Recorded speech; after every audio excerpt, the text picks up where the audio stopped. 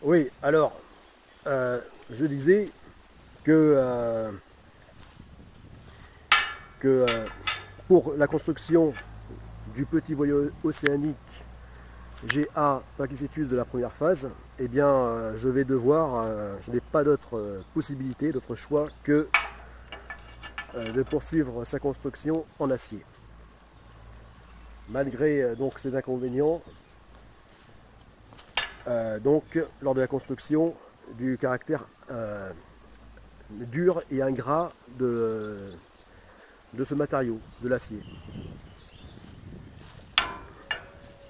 De son côté, donc beaucoup plus salissant et pénible que le travail de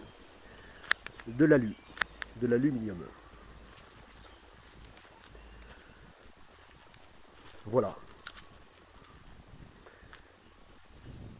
Donc je suis condamné à l'acier. Mais bon, au fond, pour, euh, pour le givré de l'acier que je suis, ça devra tout de même être supportable. Et pour ce qui est, donc ça c'est pour la première phase. Donc,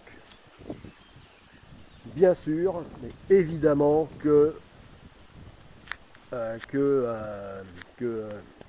Godessarc Pakicetus sera construit, ce petit voilier de 10 mètres sera construit en acier. Alors maintenant, pour ce qui est de la seconde phase du projet Godessarc, c'est-à-dire les deux grands navires d'exploration, Godessarc Mayacetus et Godessarc Pakicetus. Non, pas Pakicetus. Ça, c'est le petit voilier océanique. C'est lui. Non, Godessarc Ambulocetus.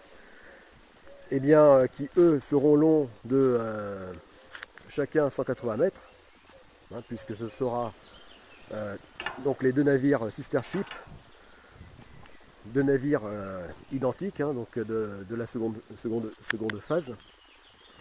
Et ces deux grands navires d'exploration, ces deux gigantesques voiliers, qui seront de véritables voiliers au même titre que lui, que,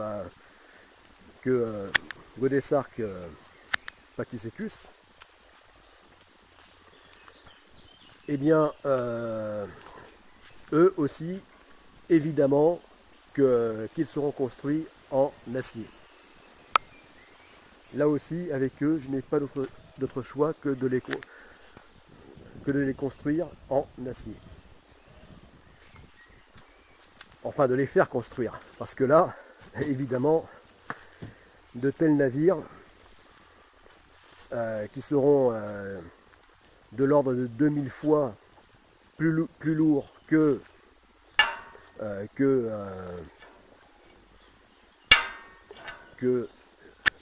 donc ce petit voilier océanique, et bien évidemment qu'il est impensable que je puisse le construire seul.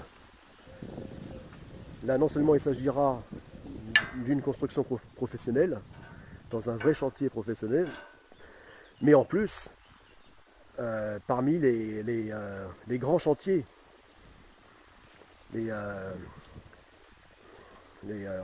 parmi les grandes industries, les chantiers qui comptent des centaines d'employés, d'ingénieurs et d'ouvriers.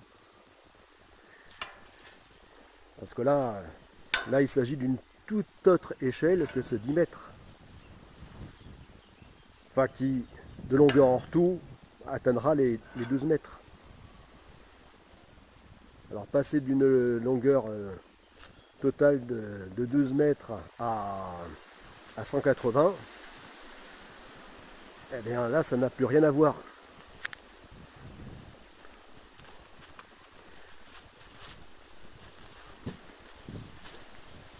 Et donc,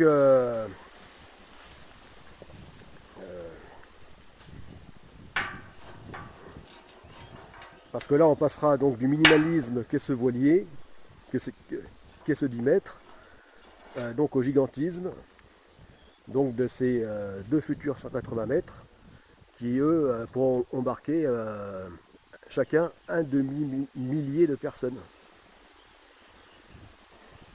Équipage et passagers confondus. Alors que là, ce voilier, pour la navigation hauturière, eh bien, sera limité à 5 personnes.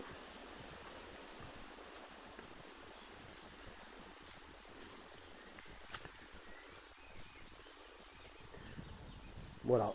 Donc les grands navires d'exploration de la seconde phase pourront embarquer 100 fois plus de personnes que ce voilier.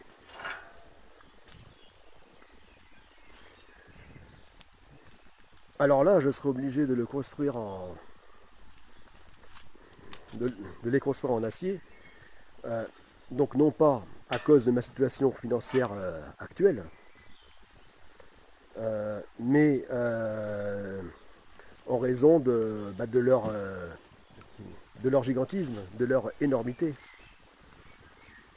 Bien que devant être le plus léger possible, il faudra qu'il reste extrêmement solide.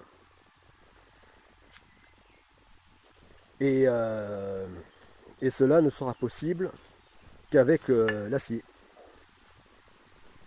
Enfin, peut-être même probablement qu'un jour on finira par faire aussi solide pour ce qu'on appelle vraiment les grands navires, donc en les construisant en aluminium, avec des composites plastiques, thermoplastiques. Mais bon, pour l'instant, on y est encore très loin. Donc, s'obstiner à vouloir construire donc, les futurs grands navires de la seconde phase du projet Godessark, on a lu, n'est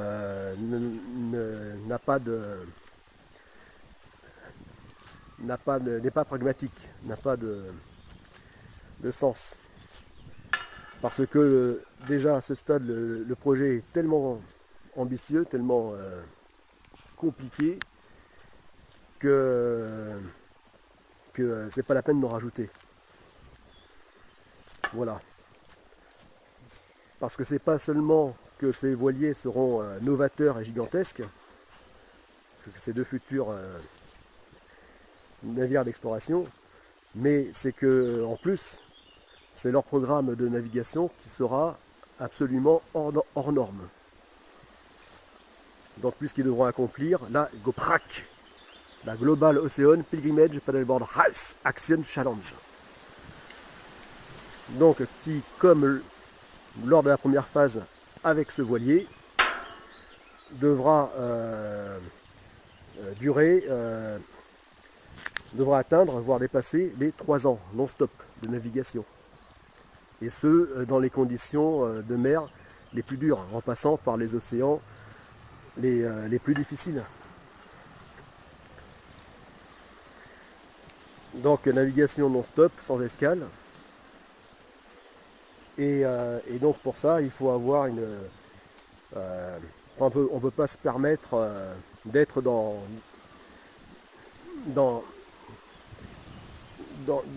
l'expérimentation du matériau, dans le matériau principal de structure du navire en question, qui pourrait compromettre son intégrité. Là, on ne peut qu'utiliser un matériau dont on est absolument sûr et qui a fait ses preuves depuis longtemps pour le même type d'usage. Et donc, dans le naval, il n'y a qu'un seul matériau qui puisse le garantir, c'est l'acier.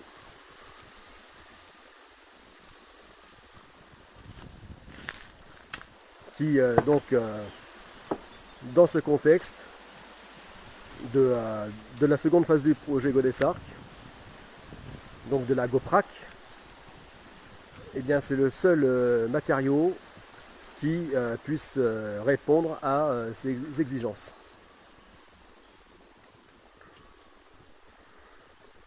Voilà. Tout comme pour la première phase du projet Godessark, hein, avec ce petit voilier océanique Godessark Pachycetus, et bien là aussi, le seul matériau qui puisse répondre à ma situation, à mon contexte, et bien donc à mes exigences actuelles, hein, à commencer donc financière, et bien c'est l'acier. Voilà. Donc tant pour la première phase que la seconde du projet Godessark, eh bien donc pour des raisons complètement différentes, eh bien c'est de façon pragmatique, eh bien c'est l'acier qui s'impose, puisqu'il ne peut en être autrement.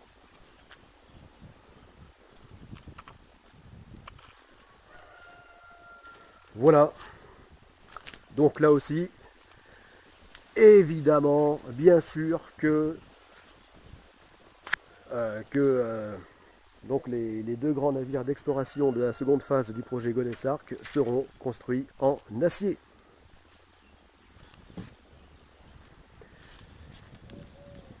En tant que matériau principal, matériau structurel. Après, le matériau de seconde œuvre, c'est-à-dire donc des aménagements, etc., eh bien, seront donc bon, on y retrouvera donc de l'aluminium, bon, notamment pour les matereaux, portes antennes, portes radar, etc.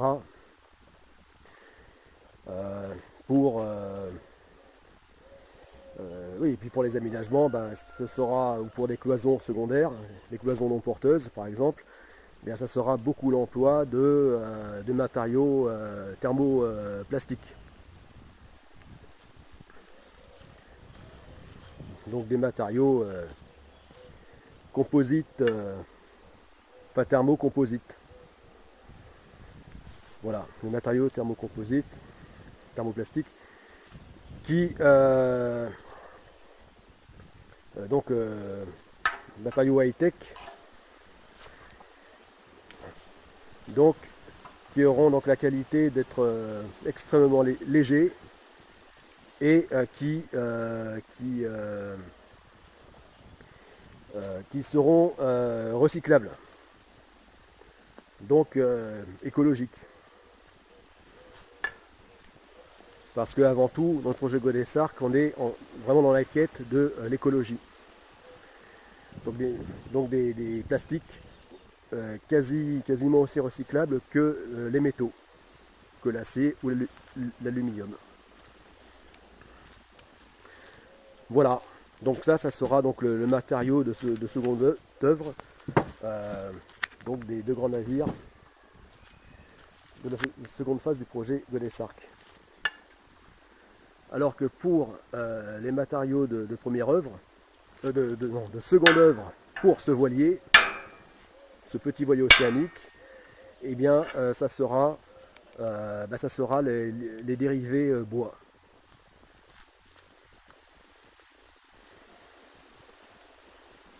Des dérivés bois tels que le contreplaqué, voire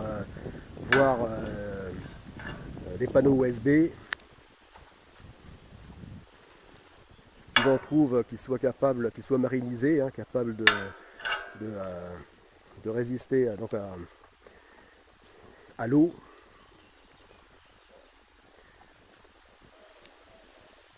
Voilà.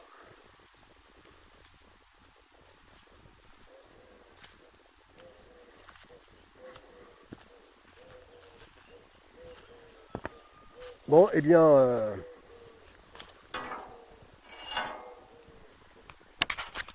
C'était le commandant Tolric. A plus.